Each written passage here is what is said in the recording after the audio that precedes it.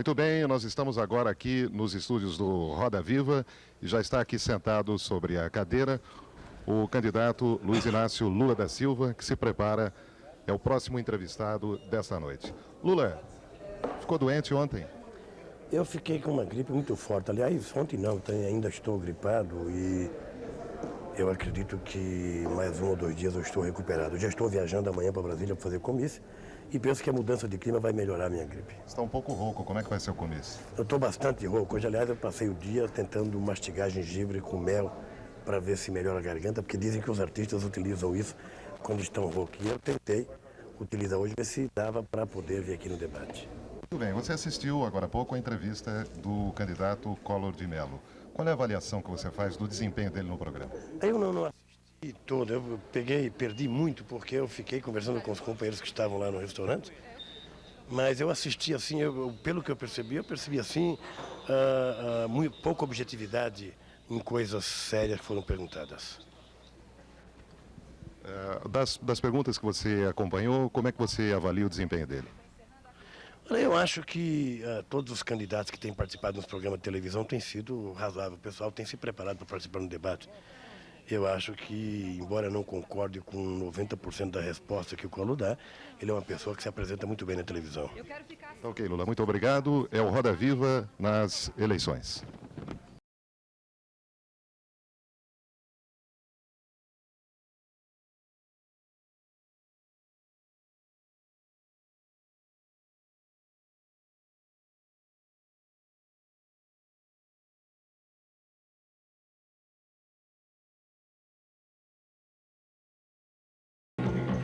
Boa noite. Voltamos a apresentar o Roda Viva Eleições 89.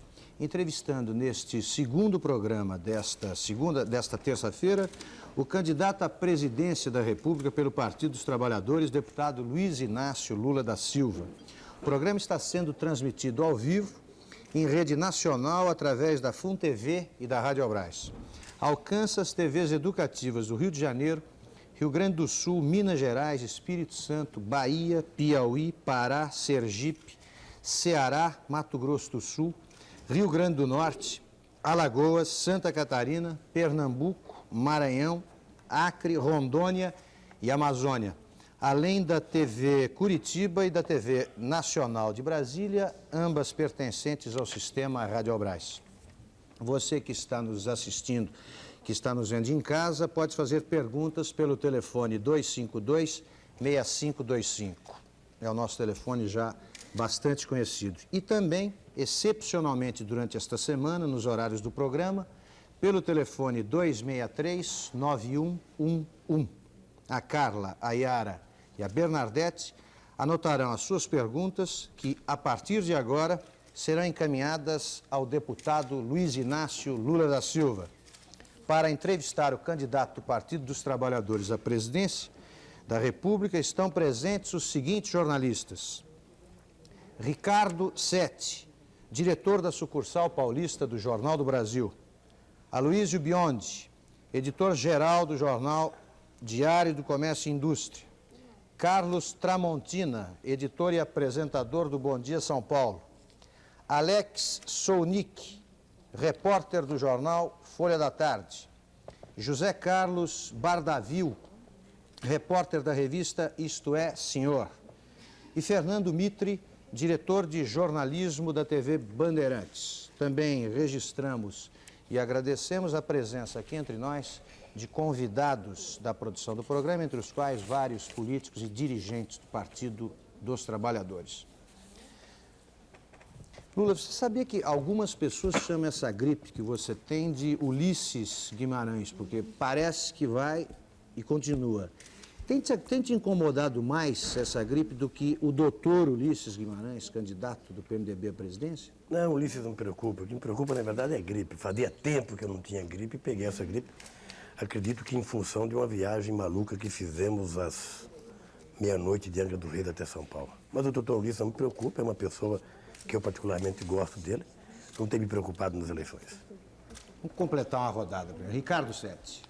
Lula, como você não ignora, nenhum de nós aqui ignora, que uma das causas da indignação do eleitorado brasileiro tem a ver com excesso de gastos públicos, com o descontrole das contas dos diversos níveis de governo, com os excessos da máquina administrativa. Pois bem, a prefeita Luísa Erundina acaba de resolver uma greve de funcionários em São Paulo, deslocando para o bolso do funcionalismo 13% dos recursos que eram até então destinados a obras públicas na cidade. Você não acha que esse tipo de coisa, esse tipo de atitude, que também tem ocorrido em uma ou outra gestão do PT, pode prejudicar a sua candidatura à presidência? Não acredito, Ricardo. Eu acho que o que nós deveríamos analisar era que o comportamento da Luísa Erundina foi o comportamento correto de um prefeito que tem preocupação com a máquina administrativa, na perspectiva de permitir que os funcionários não sejam funcionários mal remunerados, funcionários que trabalham de cara feia, porque sabe que tem dinheiro, mas que não tem os aumentos desejados. Eu penso que é um dado novo que nós temos que levar em consideração. Em primeiro lugar, o fato da prefeita ter negociado com os trabalhadores e o fato dos trabalhadores, embora um sindicato ligado ao PT, fazer a greve, demonstra que aqueles que diziam que o sindicato era correia de transmissão do partido quebraram a cara, porque não é correia de transmissão do partido, isso ficou provado. Segundo, eu sempre fui favorável, toda vez que puder fazer um remanejamento para tentar negociar, eu acho plenamente provável que haja essa negociação. A única coisa que eu fico, às vezes, querendo que aconteça com maior rapidez, é que poderia ter evitado a greve negociando antes da greve acontecer. Eu não sei por que se permitiu que fosse a greve de 6 dias, se sabia anteriormente que tinha verba para remanejar. Tramontina. Pegando a carona nessa questão ainda, na verdade a prefeita solucionou o problema de uma forma muito fácil. Ela cortou investimentos em detrimento de toda a população e atendeu a todas as reivindicações dos grevistas. Os funcionários públicos, por sinal, que neste ano tiveram significativos aumentos. O senhor, na presidência da República, enfrentando uma greve geral, o senhor também corta investimentos a nível nacional para atender o grevista? Bom, primeiro nós vamos tentar evitar que aconteça essa greve geral. Eu tenho dito ao longo da minha vida política que é preciso que os governantes tenham capacidade de negociar para evitar a greve. E você negocia com a quantidade de dinheiro que você tem nos cofres, você negocia com a necessidade, inclusive, da reivindicação do pessoal. Essas reivindicações são justas e legítimas. Se o pessoal estiver ganhando um salário pequeno, eu acho plenamente correto que você faça esse remanejamento e, se tiver condições, negociar com o pessoal para evitar que aconteça a greve. Nós temos aí milhões de trabalhadores na área do funcionalismo público que ganham um salário miserável, que ganham um salário de fome, que ganham um salário, na sua grande maioria, que não dá sequer para levar o que comer no final do mês. E acredito que cabe ao poder público tentar melhorar essa situação, aumentando a arrecadação do Estado, consequentemente pagando melhor salário. Cortando investimentos até? Se for o caso, se você tiver investimento que... porque investir em salário também é um grande investimento.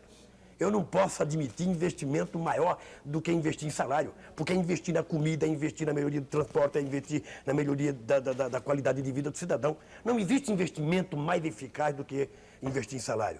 Por isso, se você tem dinheiro para investir na Ferrovia Norte-Sul, e você tira o dinheiro da Ferrovia Norte-Sul e você investe em salário, você está fazendo um grande investimento para esse país. José Carlos Bardavil. Lula, muito boa noite. O problema da tua candidatura, um dos problemas básicos da tua candidatura, pelo que eu posso observar na minha experiência de jornalista político há muitos anos, é a questão do preconceito. Quer dizer, as classes privilegiadas não aceitam nesse país um operário que possa concorrer à presidência da República e parece que esse sentimento delas consegue passar para o eleitor médio. E o eleitor médio, ao que tudo indica pelas pesquisas, fica com a impressão de que você não passa a imagem de quem vai resolver realmente os problemas do país. Como é que o candidato Lula vai enfrentar esse problema do preconceito contra a sua candidatura?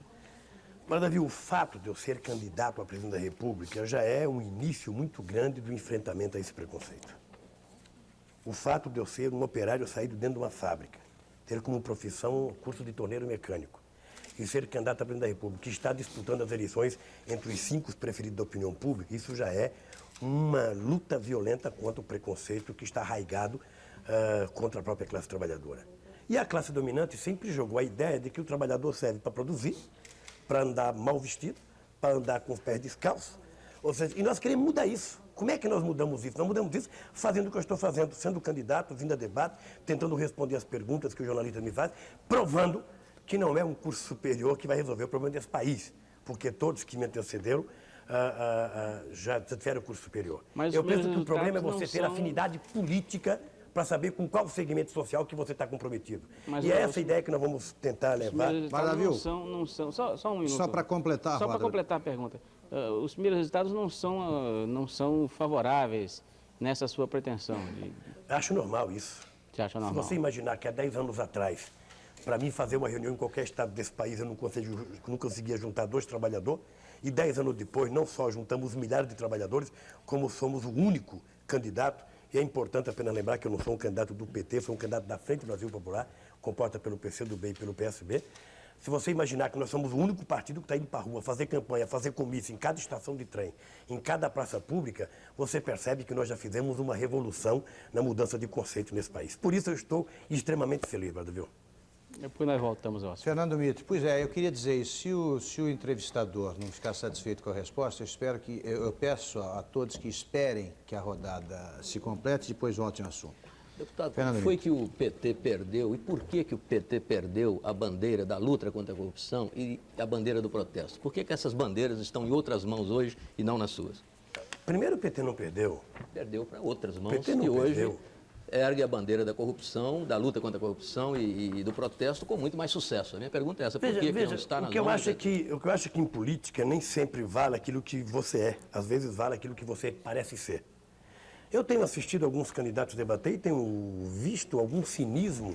Por exemplo, acabei de ver um candidato ser perguntado se ele tinha algum problema com a contratação de 65 parentes na Assembleia. Ele disse que não tem nada a ver com isso. Olha, como é que não tem a ver com isso? Eu vou dizer como é que tem. O meu filho hoje, em São Bernardo do Campo, pegou o formulário, o meu menino de 18 anos, para fazer um concurso na Prefeitura de São Bernardo do Campo de ajudante geral. E eu disse ao meu filho que não faça o concurso. Porque eu não posso admitir, mesmo passando por concurso, que o menino meu venha dar pretexto nessa história, nesse momento grave da política nacional, para poder ir trabalhar, porque ninguém vai acreditar que ele passou por competência, vai sempre dizer que ele passou porque tem o nome do Lula. Então eu penso que essa bandeira está com o PT, essa bandeira sempre esteve com a esquerda no país, e nós vamos levar ela durante a campanha. Quando nós tivermos acesso aos meios de comunicação, nos debates, nós vamos levar essa bandeira e provar que acabar com a corrupção não é vender facilidade não, mas é dizer concretamente como é que você vai acabar com a corrupção desse país. Alex Sonic. Lula, eu acho que você está consciente, como todo mundo, que a hora que você assumir o governo, se você for eleito, você vai encontrar um país com uma inflação enorme, com problemas enormes, né?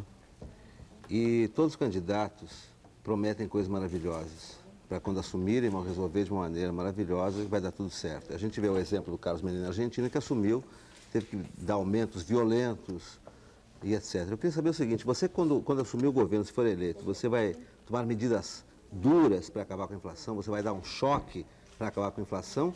Ou que medidas você vai tomar para acabar com ela? Alex, eu acho quase que impossível alguém tentar ficar prometendo elaborar uma política econômica via choque. Me parece que o único choque que deu certo mesmo foi na época da tortura, que aí às vezes obrigava as pessoas a dizerem coisas que não queriam dizer. Eu acho que uma política econômica para um país da dimensão do Brasil, tem uma base industrial fantástica, uma base operária importante, uma base intelectual muito importante, é você tentar estabelecer um programa econômico capaz de ser o resultado da síntese de vários segmentos da sociedade. Tentando envolver pequeno e médio produtor agrícola, tentando envolver pequeno e médio empresário e tentando envolver os interesses prioritários, na minha concepção, do conjunto da classe trabalhadora. O que nós precisamos é dizer claramente para quem que nós queremos governar. E é importante as pessoas não terem nenhum engano que, ganhando a Frente Brasil Popular, nós vamos elaborar uma política econômica priorizando a recuperação do poder aquisitivo do conjunto da classe trabalhadora. Como é que você faz isso? Tentando reativar os investimentos na produção e dizendo claramente ao setor privado, dizendo claramente aos empresários, não é possível a Casa da Moeda fabricar dinheiro para dar salário para todo mundo. É importante que haja uma diminuição, uma parcela da margem de lucro que seja revertida em salário para poder melhorar o poder aquisitivo do conjunto da classe trabalhadora. Por favor, antes da pergunta do Luiz Biondi, uma pergunta do José Luiz de Oliveira, do Rio de Janeiro, que se liga do Alex Sonic. Ele pergunta se você, eleito, vai conseguir repor as perdas salariais ocorridas desde o Plano Cruzado. Pergunta se é isso que você vai fazer e pergunta de que forma isso será possível. Seguida, Luiz. Essa é uma briga que o partido tem levado, é uma briga que a esquerda tem levado, é uma briga que nós temos tentado fazer com que o movimento sindical não perca ela de vista nunca, porque o conjunto dos assalariados desse país vem acumulando prejuízo e mais prejuízo. Apenas dar um dado Nunes, para se perceber com clareza isso. O SEAD acabou de publicar um estudo agora junto com o Diese. E eles chegaram à conclusão que o poder aquisitivo médio do conjunto dos trabalhadores da Grande São Paulo, em 89, se comparado ao poder aquisitivo médio de 1980, o poder aquisitivo de 89 é apenas 59% do poder aquisitivo médio que era em 1980. Ou seja, significa o quê? Significa que uma grande maioria dos trabalhadores da Grande São Paulo ganha em 1989 quase que 60% daquilo que era o seu poder aquisitivo médio de 1980. Prejuízos enormes que nós temos que tentar estabelecer uma política de recuperação. Eu não vejo como resolver o problema desse país se nós não recuperarmos o salário dos trabalhadores neste país e recuperar ele, eu diria, num prazo de 4 ou 5 anos. Aloysio. O PT andou subindo em todas as pesquisas como partido de preferência das pessoas. Este ano chegou até a passar o PMDB. Ultimamente ele tem declinado sensivelmente e eu lhe perguntaria, acho que não pode ser atribuído só à má cobertura da imprensa, como você está acostumando dizer. Você falou que é sempre necessário negociar. No entanto, nos últimos meses, a gente tem visto sistematicamente, né, em termos de pacto social, etc., a CUT, o movimento sindical, sempre se negociando, se recusando a negociar, alegando que o governo não merece credibilidade. Eu lhe pergunto se esse radicalismo não seria a causa verdadeira do declínio do PT nos últimos meses. Eu tenho certeza que não é. Eu vou tentar explicar por quê. Em primeiro lugar, porque pouquíssima gente nesse país tentou acreditar na negociação como movimento sindical. O movimento sindical tentou negociar. Basta que você tenha ideia, Luiz, que o movimento sindical estava negociando quando o Funaro anunciou o Plano Cruzado.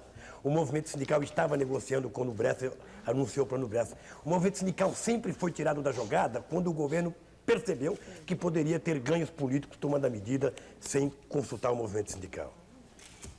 É lógico que o movimento sindical tem dito, e eu concordo com o movimento sindical, de que só é possível negociar se houver seriedade por parte do governo.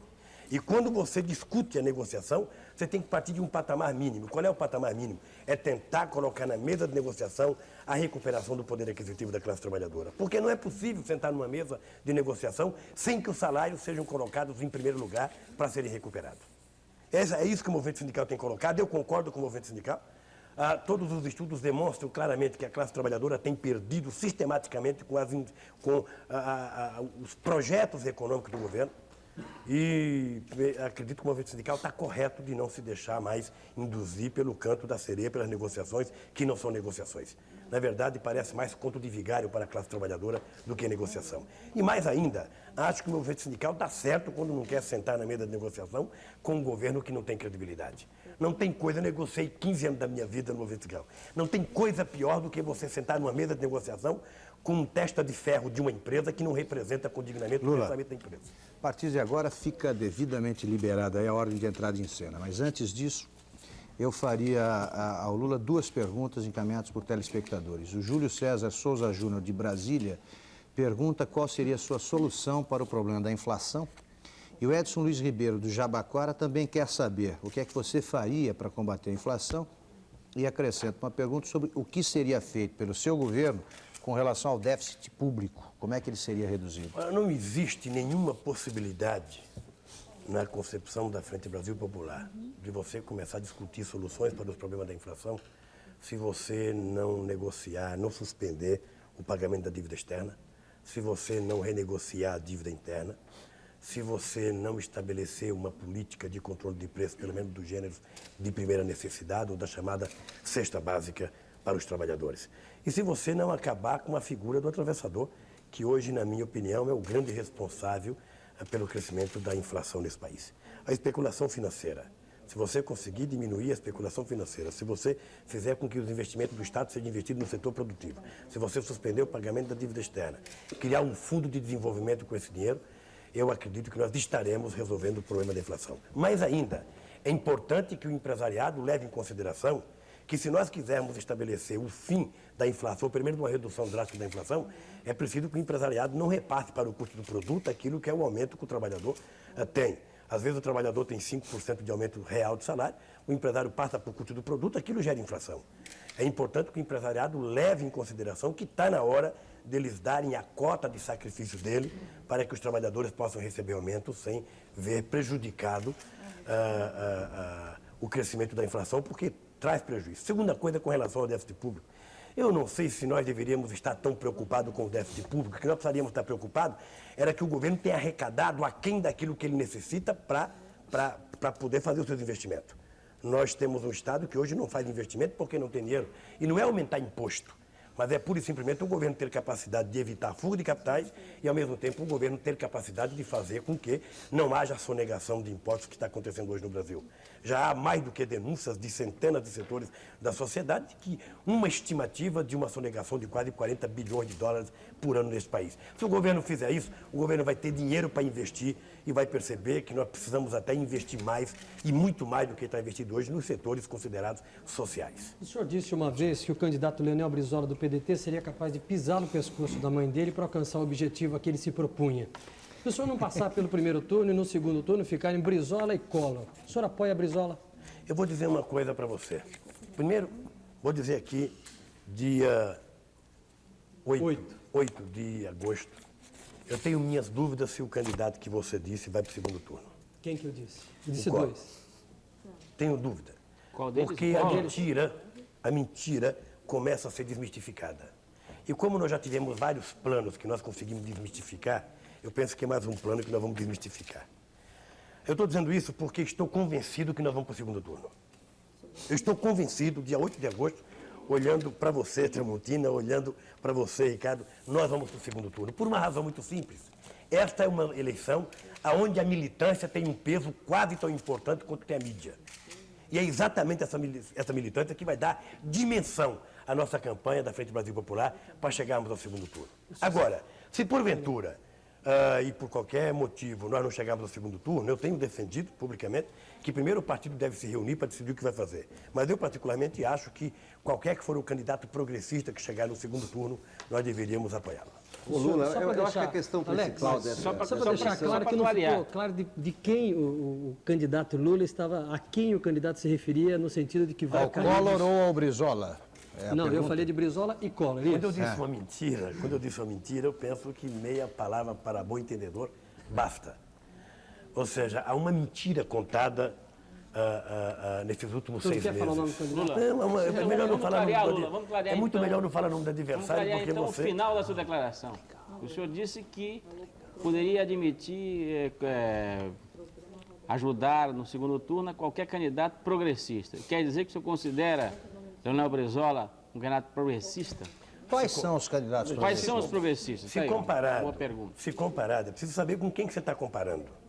Se Sim. você comparar o Brizola ao Lula, ele não é progressista, na minha opinião. Sei. Se você comparar o Brizola ao Mário Covas, possivelmente os dois estejam mais ou menos no mesmo patamar. Se você comparar o Brizola ao Roberto Freire, na minha opinião, ele também poderá estar mais ou menos em função da defesa pública feita pelo Roberto. Agora, se você comparar eles com o Aureliano Chaves, com o Maluf, obviamente que eles são progressistas. Então, eu acho que qualquer que for o candidato mais progressista que ficar com um cidadão desses mais conservador, tranquilamente... Nessa linha de oferecendo a raciocínio, unidade. Lula, todos serão progressistas confrontados com o Caiado, por exemplo. Todos com... Não, veja. Não, eu acho que Você tem muitos. fixou um Eu acho parâmetro. que Caiado não é mais progressista do que Maluf, não é mais progressista que Maluf. Acho que Maluf está no mesmo patamar de Caiado, que está no mesmo patamar de Aureliano Chaves, que pode estar no mesmo patamar de Afif. Outro dia, por exemplo, eu vi num programa de debate das mulheres, eu vi o meu companheiro Afif falando como se fosse o defensor maior da classe trabalhadora, e aí eu cheguei em casa, fui pegar o livro da Constituinte e percebi que ele teve zero, não votou uma única vez com a votação do conjunto da classe trabalhadora.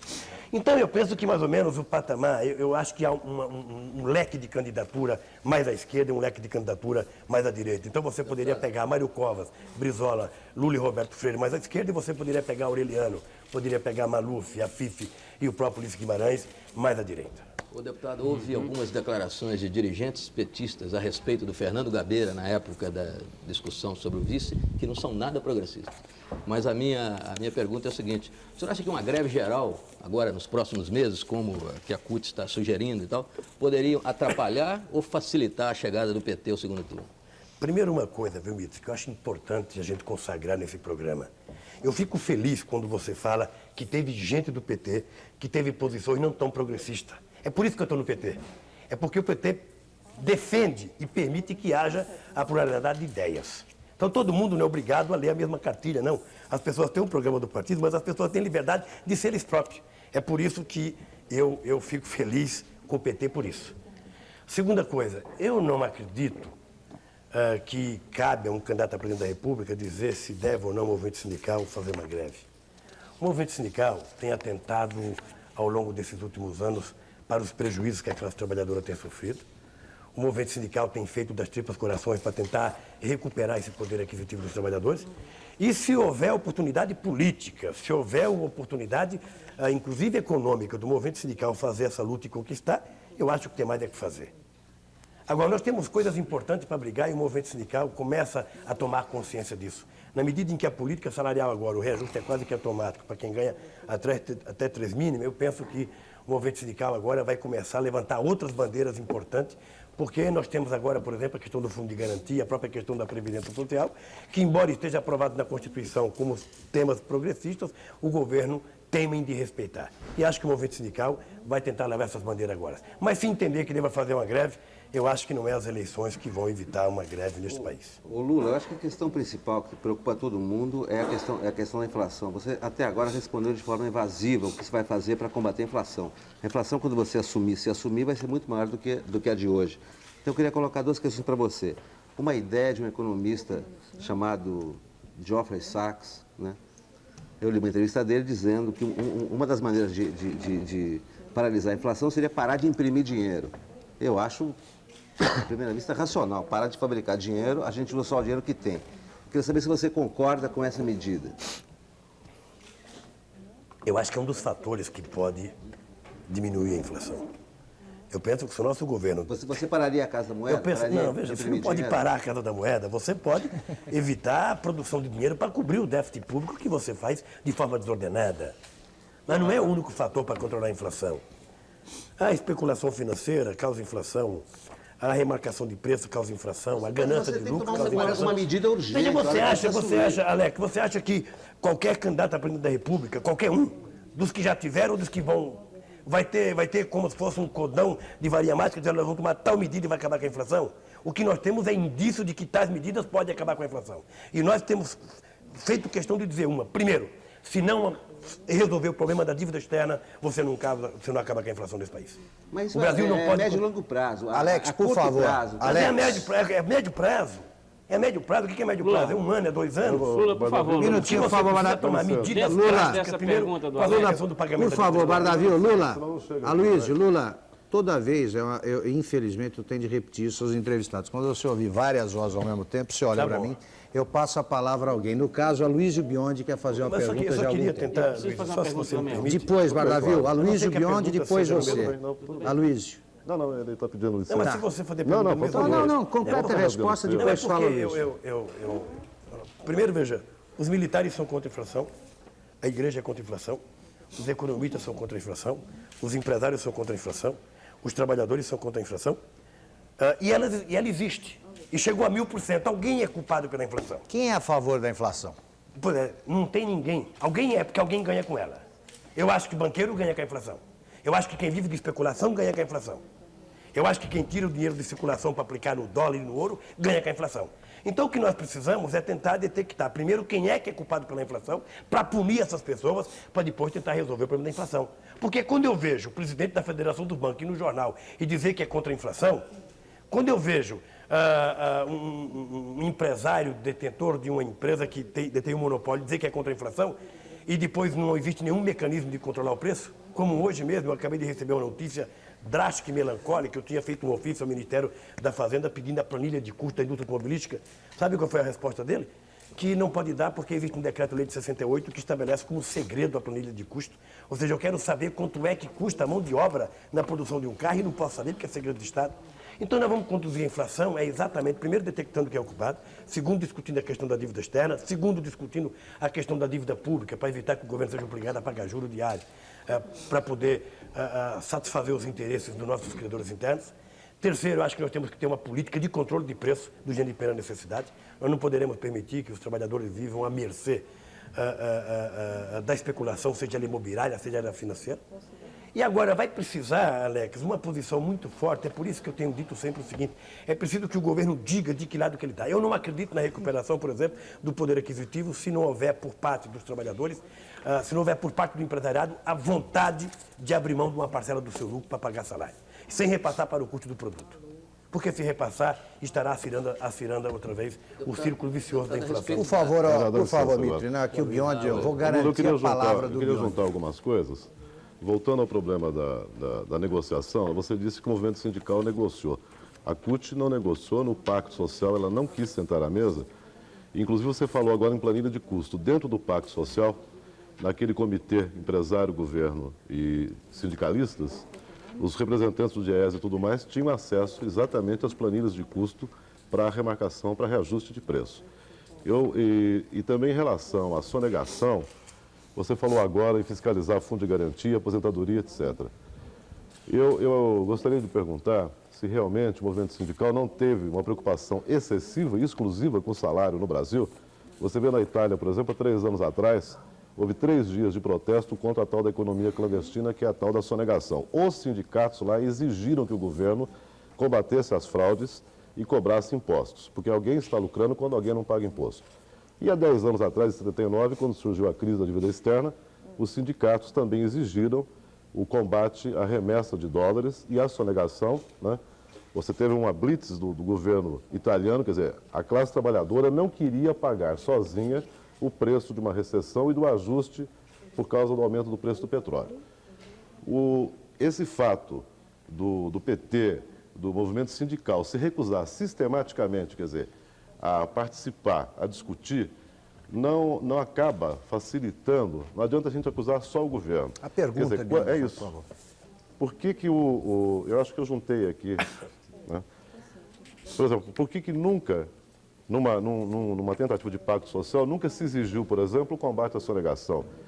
Certo? Por que nunca se exigiu, se a gente considera que isso é causa de inflação, é causa das distorções que estão aí, por que os sindicatos só falam sistematicamente em salário e programam greves em qualquer momento e nunca colocam as outras questões nacionais? Meu querido Luiz, se o Meneghelli estivesse aqui e você pudesse perguntar para ele, ele ia te dizer que o discurso que eu fiz quando o Meneghelli tomou posse dos sindicatos no meu lugar era exatamente o discurso de dizer que era preciso o movimento sindical brasileiro sair da luta específica por aumento de salário e entrar um pouco na luta mais geral com relação à economia num todo. Não apenas porque o sindicato precisa brigar para ganhar 5% de aumento de salário, mas porque o sindicato precisa brigar para manter o ganho daqueles 5%. Aí o sindicato precisaria participar de movimento contra o aumento de preços, do movimento contra a sonegação de imposto, do movimento contra o aumento de ônibus, ou seja, o movimento sindical precisaria ter uma amplitude maior. E o movimento sindical começa a ter consciência disso, Luiz. Começa a ter consciência de que é preciso ser mais abrangente a luta do movimento sindical. Por exemplo, essa questão do fundo de garantia é um negócio dos mais graves. Eu não sei se você sabe, Luiz, deve saber, porque é um perito nisso, dizer que nos últimos 3 anos, de janeiro de 1986 a abril de 1989, os trabalhadores tiveram um prejuízo para a Caixa Econômica, para o banco e para os empresários da ordem de 326 milhões de OTNs. Um dinheiro do fundo de garantia que deixou de ser depositado na conta dos assalariados e ficou para que os bancos, as empresas e a Caixa Econômica ganhassem. Então o movimento sindical começa a ter consciência disso. Eu penso que o movimento sindical, quando ele conquista 10% de aumento do salário, ele depois precisa brigar para não aumentar o ônibus, depois ele precisa brigar para não aumentar o feijão, depois ele precisa brigar para não aumentar o aluguel, que é a chance que ele tem de fazer com que o ganho dele continue sendo ganho. E mais ainda, acho que o movimento sindical brasileiro precisa estar convencido, e você sabe que é por isso que já houve 2 tentativas de greve geral, o movimento sindical brasileiro precisa estar convencido de que a luta pela mudança da política econômica se faz necessário a cada medida governamental. Lula, por favor, Lula. O que a direita sempre diz por aí é que a esquerda sabe apontar os problemas, mas não sabe resolvê-los. Eu queria fazer uma espécie de desafio a você. Você disse aqui que o déficit público tem, entre outras 2 causas, as mais importantes seriam 2. A sonegação e a fuga de capitais. Eu lhe pergunto, você como presidente, o que você vai fazer concretamente para resolver esses 2 problemas? Vamos ver se você responde ao desafio da direita, se você tem soluções para esses problemas. Primeiro, a sonegação neste país virou brincadeira. Eu, quando tive uma reunião com um grupo de pessoas ligadas à Secretaria da Receita Federal, que eles me colocaram a sonegação da ordem de 10% do Produto Interno Bruto, eu, naquele mesmo dia, peguei um avião e vim para São Paulo, e no avião, fiquei no avião andando de poltrona em poltrona, perguntando para as pessoas se elas sonegavam imposto. E a maioria sonega, ou seja, faz parte da cultura sonegar. Primeiro porque uma boa parte não confia no governo, então sonega porque sabe que o governo vai levar o seu dinheiro para outros investimentos, e não os investimentos sociais que a sociedade espera. Sim. Segundo, algumas pessoas fazem de má fé mesmo.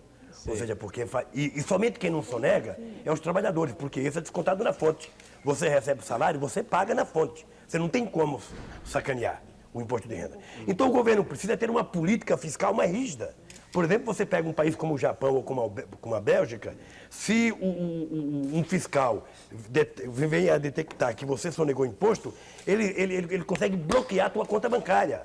Aqui no Brasil, entre o fiscal detectar a sonegação, mover o processo e apurar, passou-se 15 anos.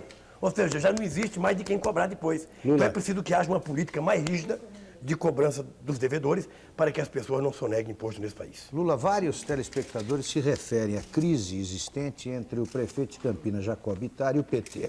Diz, por exemplo, José Barbosa, que é de Pirituba, o seguinte: Campinas, o prefeito Jacob Bittar está querendo sair do partido porque o PT está interferindo demais na sua administração. Se eleito, o senhor vai permitir que o partido interfira no seu governo? Carlos Eduardo Nasrave, do Itaim, pergunta basicamente a mesma coisa. Se eleito, irá governar segundo a orientação da Frente Brasil Popular ou não? E menciona o episódio Jacob Bittar em Campinas. E Soraya Veloso Campo Belo também se refere à aparente crise em Campinas e pergunta se o senhor terá autonomia para exercer o seu governo. Esse é o fato novo da política brasileira. É um partido político, ou um conjunto de partidos políticos que compõem uma frente, não trabalharem apenas para eleger um candidato, mas depois trabalhar para tentar estabelecer uma política de exercício do poder. Ou seja, na tentativa de elaborar programa de governo, de colocar em prática o programa de governo que foi o motivo da eleição. Eu não acredito que o Jacob Bittar esteja pensando em sair do PT. Eu queria dizer às pessoas que me perguntaram que não acredito em hipótese alguma. Não acredito em hipótese alguma que o Jacob Bittar pense um dia em sair do PT. Segundo, ele está vivendo um problema de relacionamento, o que eu acho normal, faz parte da nossa democracia. Na medida em que você começa a discutir com o partido, na medida em que você começa a envolver vários segmentos sociais nas discussões da administração, você tem problemas. E isso faz parte da democracia, eu acho isso rico para nós. Logicamente que tem que haver, e nós estamos aperfeiçoando esse relacionamento, que é o papel do partido e o papel da administração. Nem o partido tem que determinar se vai mandar um funcionário embora e nem o prefeito pode dizer que não tem nada a ver com o partido. Acho que é importante compatibilizar esses dois interesses. Obviamente que terá que ser assim. Na prática as coisas, deixa eu só pegar o rabo, né? Na prática as coisas são diferentes. Aqui em São Paulo, setores da administração do PT têm reclamado muito, e eles conversam isso abertamente, de que a direção do partido tem sido contrário aos aumentos de ônibus, por exemplo, porque o PT, enquanto campanha, era totalmente contrário aos seguidos aumentos de ônibus. O PT, a direção nacional, teria sido contra a retirada das pessoas que invadiram os conjuntos habitacionais da Coab, porque o partido é favorável àquele tipo de atitude. Olha, o que o partido tenta preservar, Tramontina, é que você não pode ter um discurso antes das eleições e uma prática depois das eleições. O partido tem discutido muito abertamente com o Poder Executivo aqui em São Paulo, tem discutido muito abertamente com o Poder Executivo em outras cidades, da forma mais democrática possível, e eu acho plenamente correto o partido procurar prefeito e falar: olha, nós do partido pensamos tais coisas, nós achamos que não pode aumentar o ônibus, nós achamos que não deve fazer isso. É o papel do partido. Ou senão nós seríamos um partido, Maria vai com as outras. Ou seja, só é bom para eleger, mas depois não tem nenhuma política de controle e de discussão dos nossos eleitos. Não, nós queremos ser um partido porque as pessoas passam e o partido fica. Nós queremos ser um partido que discuta abertamente com os nossos prefeitos. É assim em Porto Alegre, assim em São Paulo, assim em Campinas, assim em São Bernardo do Campo, assim em Santo André. E Deus queira que esse partido continue sempre assim, porque assim a gente vai evitar que os nossos administradores possam cometer erros. Lula, eu vou mudar um pouquinho de assunto e fazer uma pergunta a respeito da questão da televisão no Brasil. O ex-governador Leonel Brizola tem dito sucessivas vezes que quando, se for eleito, vai quebrar o que ele chama erradamente de o monopólio da Rede Globo na televisão. Inclusive disse uma vez no programa da Hebe Camargo que a primeira coisa que ele vai fazer, o primeiro dia de governo, vai ser isso. não explicou bem o que, mas é essa a proposta. Você tem alguma proposta nesse sentido, especificamente em relação à Rede Globo, que tem uma grande parte do mercado brasileiro? Você desculpe, está com algum problema no seu microfone? Não. Está perfeito. Tá, em seguida você vai repetir essa pergunta. Daqui a pouco a gente resolve o problema. Eu penso que o problema não é apenas a Rede Globo de televisão. Acho que todos nós sonhamos para que os meios de comunicação sejam o mais democratizados possíveis, para que não se tenha o monopólio como se tem hoje. Francamente, não existe no mundo alguém que tenha o poderio que tem, por exemplo, a Rede Globo de televisão hoje. O Roberto Marinho faz os editoriais dele, de vez em quando aquilo é lido editorial no Jornal das 8, no Jornal das 11, ele tira ministro, coloca ministro, pelo editorial do jornal dele, quer dizer, isso é uma provocação ao Estado. É uma provocação às instituições. Desculpe, aproveitando até a interrupção feita pelo Mitre, é que alguns telespectadores certamente não ouviram a pergunta feita pelo Sete. Basicamente, Sete, você se referia ao que diz o candidato Leonel Brizola sobre a questão da televisão no Brasil, os comentários que ele tem feito sobre TV Globo, e perguntava como agiria o candidato Luiz Inácio Lula da Silva a respeito dessa questão. É basicamente isso. Então, eu só estou repetindo a pergunta para quem... Especificamente, tomaria providências para terminar com o que ele chama de o monopólio que o Leonel... da Rede Globo, o ex-governador Leonel Brizola. Eu fico durante algum tempo como tradutor do Sete. Aqui, ele tomaria determinadas atitudes, o ex-governador Leonel Brizola.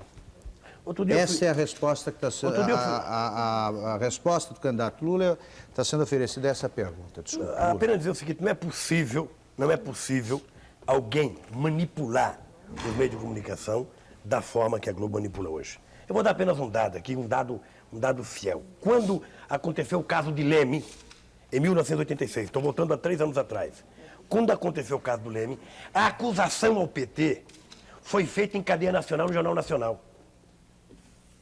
Depois de alguns dias, quando foi para dizer que não era bem o PT, foi feita apenas no jornal local.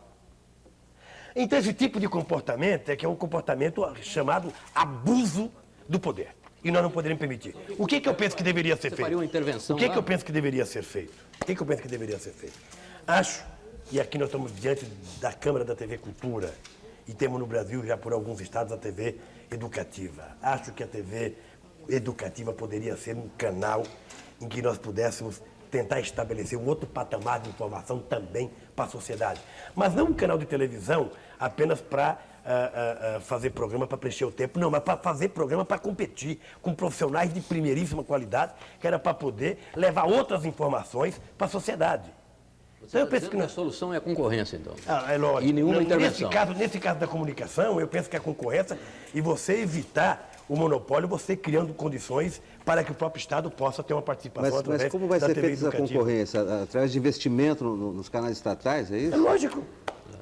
Por que uma televisão como a Cultura não pode competir com a Globo? Porque não tem o mesmo dinheiro que a Globo. Não pode. Vamos arrumar dinheiro. Vamos colocar ela a serviço da coletividade, vamos democratizar a administração dela, que você vai ver como é que o dinheiro aparece. Vamos tentar estabelecer programas que possam vender, para você ver como ela passa a ser competitiva e passa a ocupar espaços importantes. Por que a mulher do senhor não participa da campanha do senhor? Participa.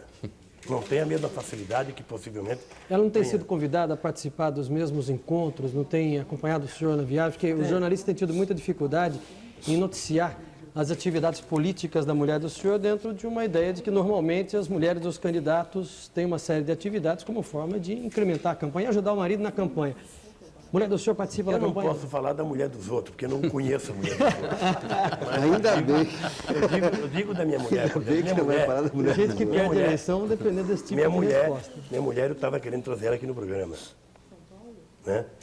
Para ela poder participar do programa comigo. Acontece que não teve quem ficasse tomando conta das crianças e ela teve que ficar tomando conta. Lula, só para sua informação... E ela está participando, obviamente, domingo mesmo ela participou. Lula, só para sua informação, a sua mulher está sendo convidada a participar de um debate com as outras mulheres dos candidatos numa rede de televisão aqui em São Paulo. Ela tem liberdade para decidir. Pode dizer o nome, não é. É a Rede Bandeirantes. Lá em casa não é o marido que diz o que a mulher tem que fazer.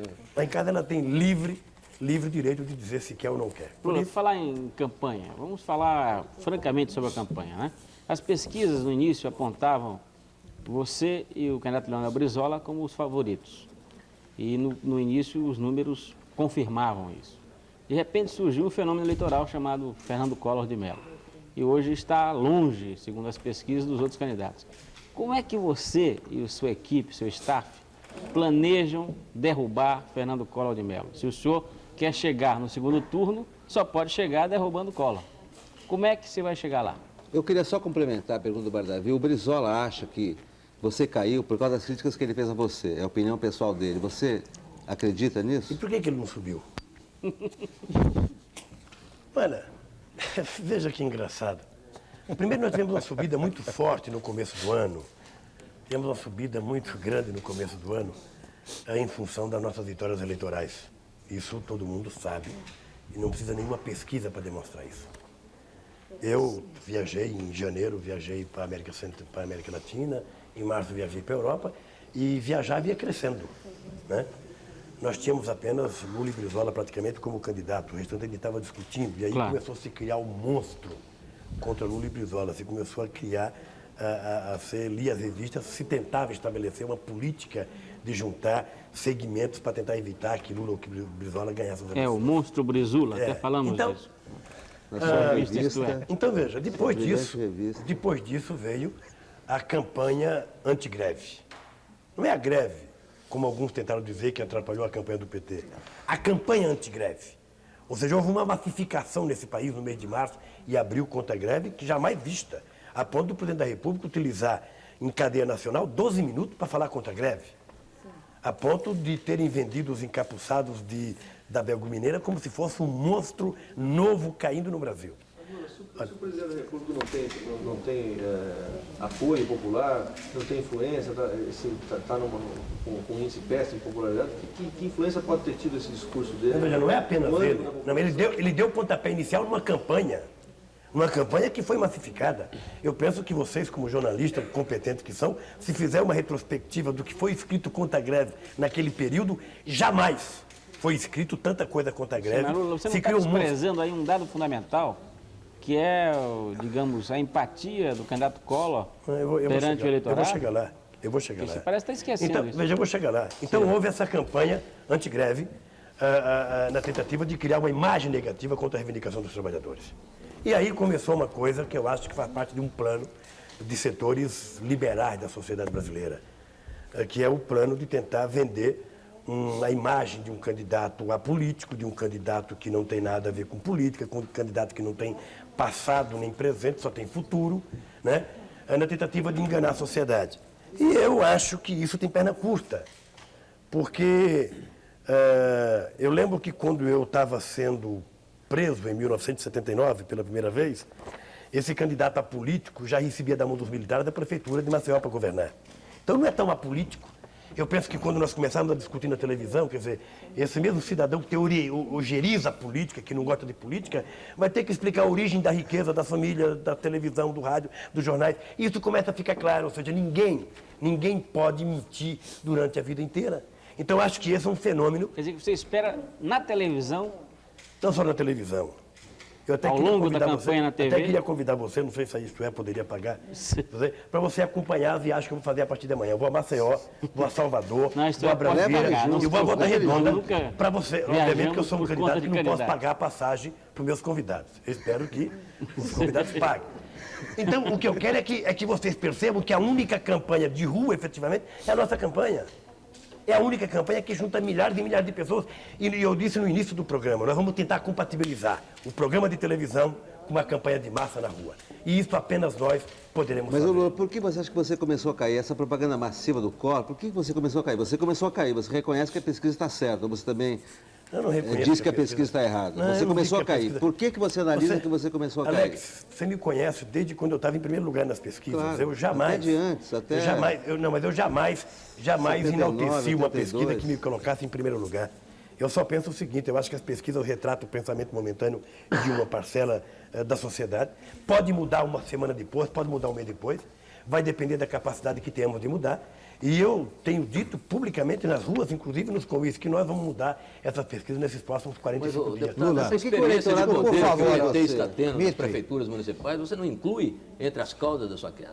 Aliás, Lula, por favor, está ligada essa pergunta do Mitre. Quer dizer, Olga Navisco, de São Caetano do Sul, diz o seguinte: após as eleições municipais, ficou provado que vocês não estão estruturados para administrar as prefeituras conquistadas. Não é muita ousadia pleitear a presidência da República? Gabriel da Silveira Matos, que tem 17 anos, é de Patrocínio Paulista, diz o seguinte: no interior existe a sensação de que Erundina está fazendo um mau governo em São Paulo. Até que ponto isso pode atrapalhar a sua candidatura? E Kiage Nakayama, de Mogi das Cruzes, diz o seguinte: o PT tem criticado outros governos. Cite uma administração do PT que venha fazendo sucesso. Basicamente, É mais ou menos a mesma coisa. Eu vou tentar dizer duas coisas. Primeiro, seria a inocência da minha parte não dizer aqui que o PT gerou uma expectativa muito grande nas eleições de 1988. E que muita gente imaginava que, a partir do momento em que o PT ganhasse as eleições, 3 meses depois, não teria mais problema nas cidades em que o PT ganhou. E acho que esse fato do PT ter gerado muita expectativa fez com que também gerasse frustrações quase que simultâneas, quase que imediatas, porque não foi possível colocar em prática aquilo que era o próprio programa do partido. Nós temos clareza disso. Nós temos clareza. E da mesma forma que que dimensionaram demais a nossa vitória, também dimensionaram demais coisas ou possíveis erros nossos. Eu vou dar um exemplo. Eu conheço esse Brasil, como pouca gente conhece. Eu não conheço uma única capital deste país mais limpa que São Paulo. Uma única. Não conheço uma única capital mais limpa que São Paulo. Entretanto, a imagem que se tem é que São Paulo é a cidade suja. Essa é a imagem. E basta ir a Salvador, a Belo Horizonte, ao Rio de Janeiro, que aí vocês vão ver que é sujeira. Mas não aparece. O que aparece é São Paulo.